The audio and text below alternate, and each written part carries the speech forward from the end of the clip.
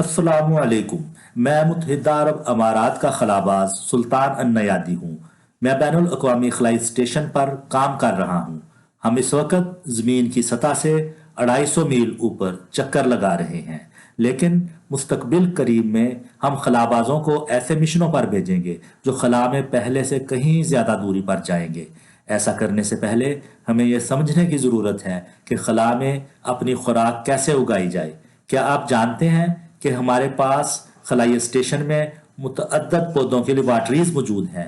आइए देखते हैं कि यहाँ क्या हो रहा है।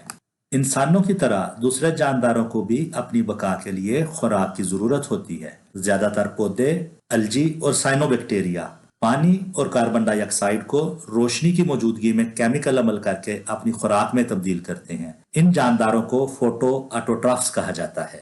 ये जानदार फोटोसिंथेटिक जानदार भी कहलाते हैं, जो सूरज की रोशनी को इस्तेमाल करते हुए नामियाती मालिक्यूल बनाते हैं। पानी और कार्बन डाइऑक्साइड को सूरज से आने वाली रोशनी की तवानाई ग्लूकोज में तब्दील कर देती है। ग्लूकोज के मालिक्यूल में ये कीमियाई एनर्जी बन जाती है। इस अमल में ऑक्सीजन बच जाती है, जो ऑटोट्रॉफ्स हमारे सांस लेने के लिए हवा में छोड़ देते हैं। इस अमल को फोटोसिंथेसिस कहते हैं। इस प्रोसेस को फोटो ऑटोट्रॉफ्स अपनी अफजाइश और तौलीद में भी इस्तेमाल करते हैं।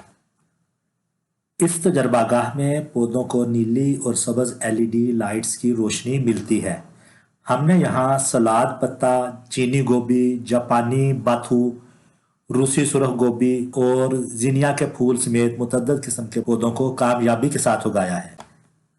हमारे पास पौधे उगाने की एक और तजर्बागाह भी है, जिसे पौधों की जदीद नर्सरी कहा जाता है, जिसमें लाल मूली और मिर्च भी उगाई गई है, जिसका जायका हमसे पहले वाले अमले के मेंबरान को चखाया गया था। इन दिनों बोने टमाटर भी उग रहे हैं। हम इस बात का मुतालिया कर रहे हैं कि किस तरह रोशनी की तरतीब और खाद इनकी नशोरमा पर असरअंदाज होती है। पुख्तगी के बाद मैं और अमला भी हो सकता है इन्हें काटें भी और खाएं भी। हमें इनके जायका और देखभाल के बारे में अपने तअस्सुरात भी वापस भेजना पड़ेंगे। इससे साइंसदान हमारे रवैये और नफ्सियात पर इनकी देखभाल के असरात का भी मुतालिया कर सकेंगे।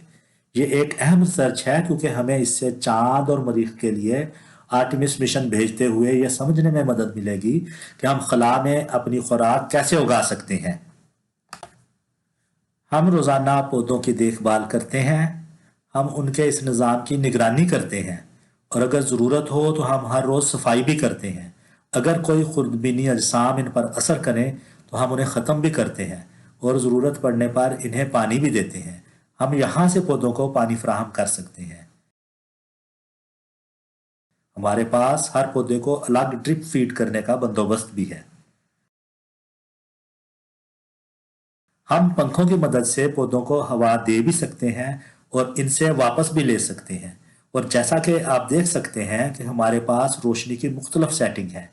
जैसा कि हमने बताया कि हमारे पास मुख्तलिफ एलईडी हैं, जिससे हम पौधों पर रोशनी के रंग के असर की तहकीकात भी कर सकते हैं।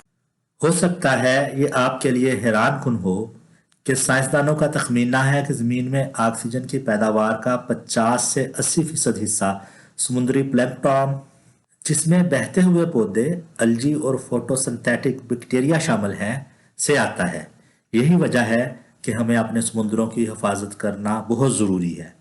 मेरे साथ स्पेस स्टेशन पर फोटोसिंथेसिस की तहकीक का शुक्रिया। अब आप ज़मीन पर अपने तजुर्बे करें।